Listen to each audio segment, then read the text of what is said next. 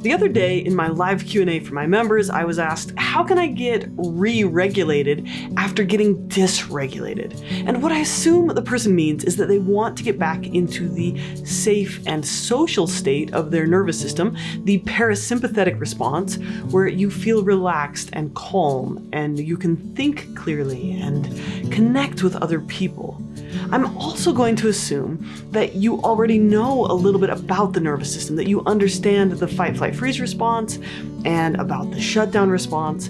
And if not, go check out my video on the 3 states of the nervous system. Because if you're asking about dysregulation, you understand that we can't just think our way into changing our nervous system.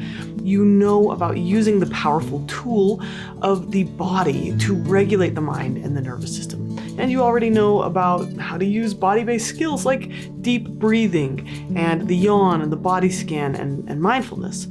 And if you don't, you should take my free grounding skills course. So right now, just take a really slow breath. Make a big yawn.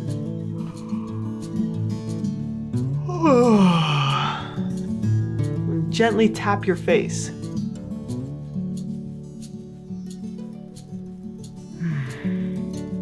These are the basic skills to regulating your nervous system. I'm also going to assume that you know about the skills to slow things down, that you've already tried writing about it, that you've tried going for a walk or exercising, and you've tried talking with a safe and understanding person. So I'm going to assume that the person who asked this question has already tried all of these things and that it's not working. Now, these skills work the majority of the time, but not always. So let's talk about what to do when these skills aren't working. I love doing this work. I love troubleshooting together with my clients to figure out what are these obstacles that are getting in the way of mental health. So there are at least 3 reasons why you might be having a hard time regulating your nervous system despite your best efforts. So let's explore them and their antidotes.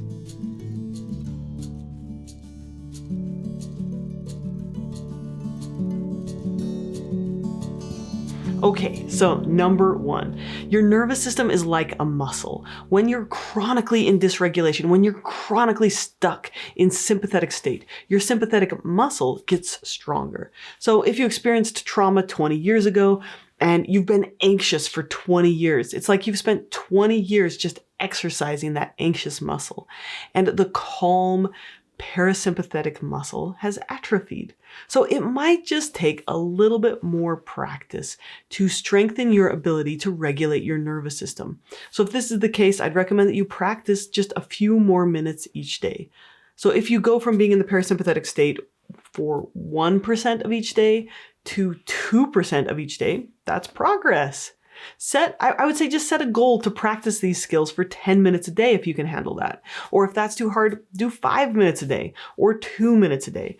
A few other things you can do to help, exercise that parasympathetic muscle is to use something like the Insight Timer app.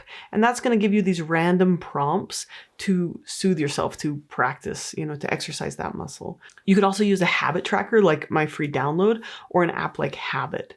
When it feels disheartening to learn that trauma changes the brain, don't forget that healing changes the brain too. Okay, the second reason why you might be having a hard time getting regulated is you're not safe. And what I mean by that is that some action needs to be taken. Our nervous system is super smart and super good at bypassing the logical part of our brain to alert us to dangers.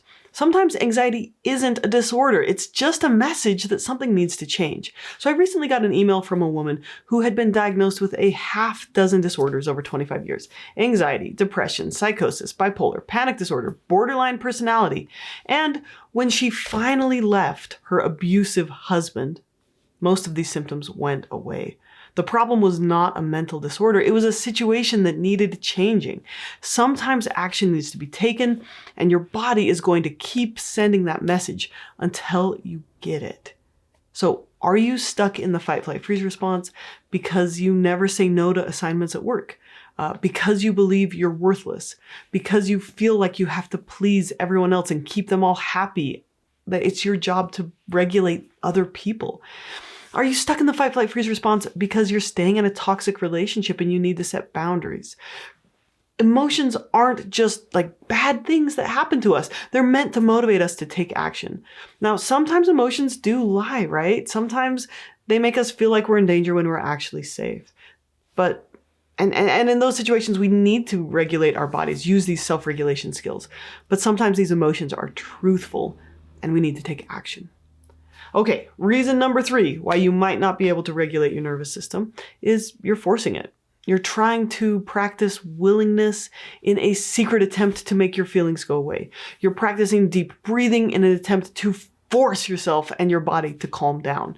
Now, I talk about this cycle in my 3 videos that I made about panic attacks. The main idea is that when you have a physiological sensation and you say, it's not okay for me to feel dysregulated. I'm not okay. It's not acceptable if I feel stressed. It's not okay for me to have a fast heart rate.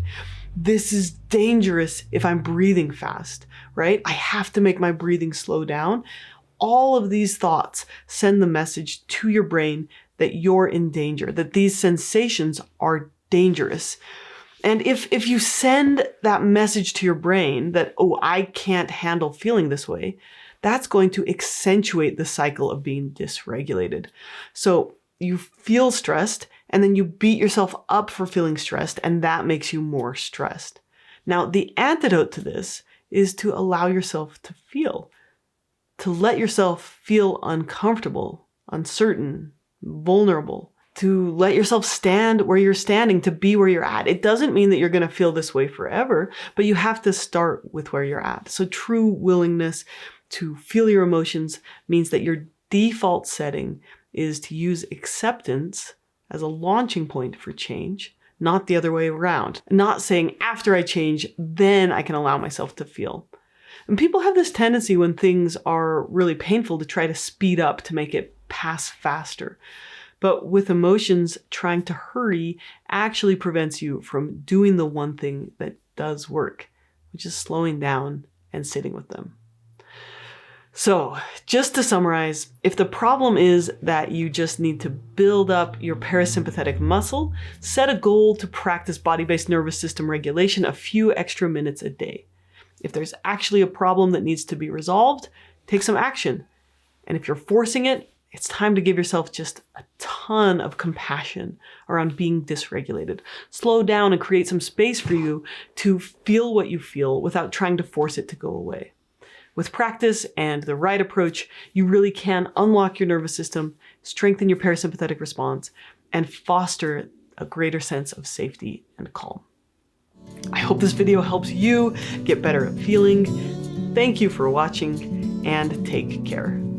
Oh, and as a side note, if you'd like to buy this shirt, my friend Nikki has made a shirt company, and 50% of the proceeds go to helping teens get therapy services and outdoor experiences that they wouldn't otherwise be able to access. So check it out in the merch shelf below.